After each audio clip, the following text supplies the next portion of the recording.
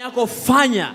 God is on your side. Mungu ako upande wako. He will give you the power to do it. Atakupa nguvu ya kufanya. He will give you the resources to do it. Atakupatia rasilimali za kufanya. He will give you the connections to do Atakupa it. kuunganishwa na watu watakaokusaidia ufanye. All we have to do is say yes. Kile kitu unahitaji kusema ni ndio. Write it down. Andika chini. And be willing to follow his instructions. Alafu anza kusikiza mwelekeo wake. And he will do a supernatural work. Na atakufanyia kitu cha ajabu. Okay, I want to share with you my personal goals. Nataka kushiriki na nyinyi malengo yangu binafsi. Not all of them. Si zote. Because it's 20 pages typed. Kwa sababu ni kurasa 20 ambazo zimeandikwa. When I first started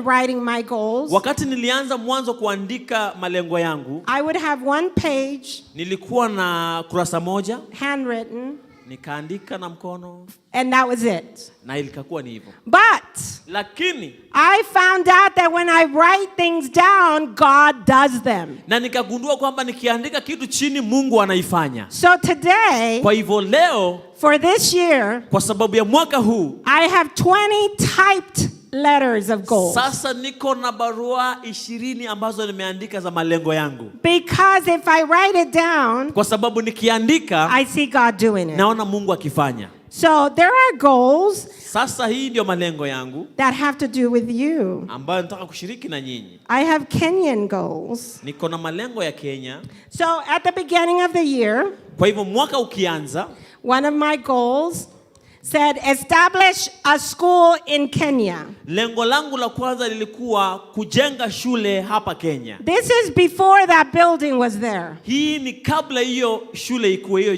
jengo likuwe hapa. This is before we knew who the teachers were going to be. Kabla hata tujue walimu watakuwa nani. It was my goal, ilikuwa lengo langu, to help the church here kusaidia kanisa hapa establish a school. Kujenga shule. And I want you to remember this. Say 7 times 7.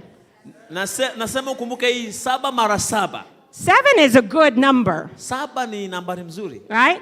So I want you to remember this. Nataka kama unaweza kumbuka hii. You write down a goal. Unaandika chini lengo. My goals here says establish a school in Kenya. Lengo langu hapa lilikuwa kujenga shule Kenya. Underneath that, chini ya hiyo, I have 7 things that I need to do to establish the school. Niko na vitu 7 nahitaji kufanya ili hiyo shule ikue. Okay, give me an example of a business. Someone have a business they want to establish. Kuna mtu akona wazo la biashara yanataka kuanza, mtu yeyote kama do you have a business you want to do or a vision? Kama uko na maono yoyote ya biashara unataka kufanya, mtu yeyote tu. Okay, what business do you want to do? Biashara gani unataka kufanya kwa mfano? Or what is your vision or your dream? Maono yako ni gani? Okay, I have a brick making industry. That's a company back at home. So I want it to grow. In 5 years' time, maybe it should be the leading producer in our county. Yeah. Yes.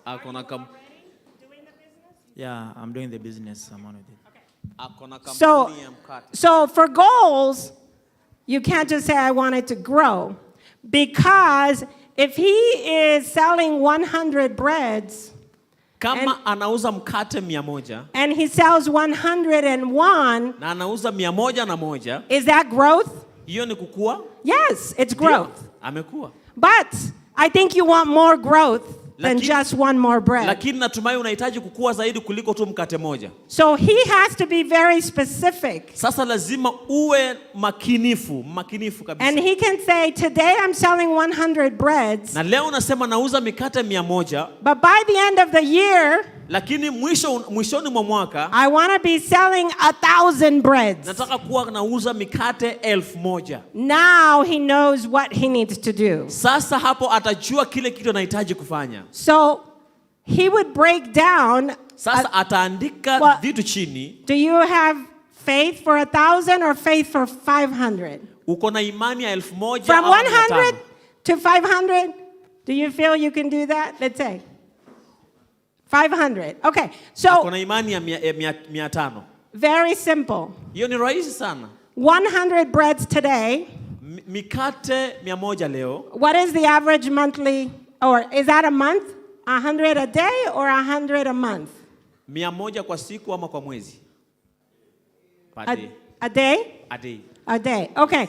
So now you have to look at 500. Sasa unataka kuangalia 500. Which means that you have to do 5 times what you're doing right now. Inamaanisha unataka kufanya mara 5 ya kile unafanya. So you have to consider, do you need new equipment? Lazima sasa ujue unahitaji vyombo vipya. Do you need to work longer hours? Je, unaongeza muda wa kazi? Do you need more employees? Ama unahitaji wafanyakazi zaidi? So you would put underneath that goal, you would put buy 1 more oven. Sasa chini ya hayo malengo ya mikate 500 unaandika nahitaji oven Work moja. 4 more hours. Ama uandike useme nataka kuongeza masaa ya kazi. And you just sit down and you pray and God will tell you what you need to do to hit Alafu that unakaa tu goal. chini ukishaandika unaomba na Mungu atakupatia mwelekeo. Maybe you are selling to restaurants. Ama unauzia hoteli. But you need to sell to stores. You need to sell to restaurants. You need to sell to school. Sasa utapata kwamba unahitaji kuuza kwa hoteli mingi zaidi ama kwa shule na kwa sehemu kadhaa. But that's where God comes in. Sasa hapo ndio Mungu anaingilia. He will show you where the growth is. Sasa atakuonyesha mahali utakuwa, ni wapi utapata kukua. Okay? So that's an example. Hiyo ni mfano tu. So I said create a team in US and Kenya to develop the systems for the school. Develop a budget for building and equipment needed. Oversee the plan. Oversee the personnel. Build fundraising campaign for world missions for the school. Send long-term missionaries to assist with the school. Sasa nikasema ya kwamba chini ya lengo langu ni kuwe na kikundi moja Marekani na kikundi kingine hapa Kenya cha kusaidia kujenga na kufanya budget ya kujenga shule na kujua vile shule itaanza na vile itaendelea. Do you think we did that? Unafikiri tulifanya hivyo? How do you know we did that? Utajuaje tulifanya hivyo? Because the school's here. Kwa sababu shule iko sasa. Right? Sawa? Please write it down. Tafadhali andika chini mpango wako. God has many blessings in heaven. Mungu akona baraka nyingi kule mbinguni. And the way we pull them down from heaven to earth Na jinsi tunavyovitoa huko mbinguni kuleta hapa is by writing it down. ni kwa kuandika chini kwa mpango.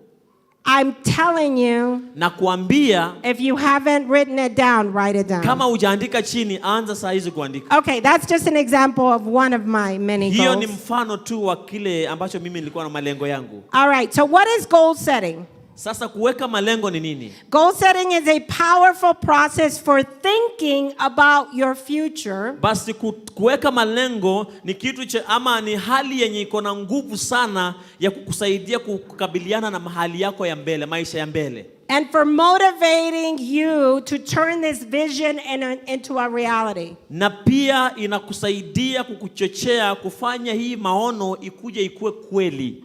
It activates your vision and your actions. Na inachochea pia maono yako na kazi yako ili ianze kufanya kazi. Okay, so what are the benefits of goal setting? Sasa faida ya kuweka malengo ni nini? Goals prevent us from living in the past and gives us clarity about the future. Sasa kuweka malengo, kitu ya kwanza inatusaidia, inazuia sisi kuishi kwa maisha ya kitambo na kutupa mwelekeo kamili wa maisha ya usoni. They give us a target. Inatupatia lengo.